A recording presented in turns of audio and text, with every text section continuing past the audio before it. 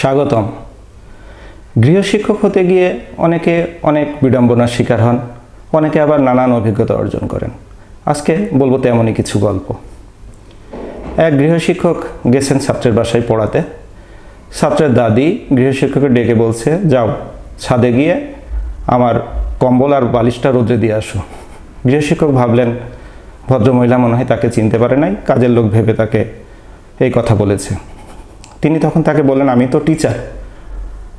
তিনি বললেন, তুমি টিচার হও আর যেই হও, আগে আমার কম্বল আর বালিশ ছাদে রোদে দিবা, তারপরে তোমার সাথে কথা হবে। আরেক বাসায় বেতনের খাম হাতে পেয়ে গৃহশিক্ষক খুলে গুনে দেখলেন সেখানে 500 টাকা কম আছে। তিনি ছাত্রের বাবাকে ডেকে বললেন, ভাই এখানে তো 500 টাকা কম আছে। ছাত্রের বাবা বললেন, গত বছরের চেয়ে এই বছর 17 কোটি টাকা লাভ কম হয়েছে, ব্যবসা খুবই খারাপ যাচ্ছে, যা দিয়েছি ওটাই ভালো মনে করে নিয়ে নেন ভাই। আরেক বাসায় গৃহশিক্ষক আসার আগেই টেবিলে নাস্তা সাজিয়ে রাখা আছে। গৃহশিক্ষক ঢুকে অবাক হলেন। তিনি ছাত্রকে জিজ্ঞেস করলেন, কিরে তোদের বাসায় তো আমাকে কখনোই নাস্তা খেতে দেয় না, আজকে দিল কেন?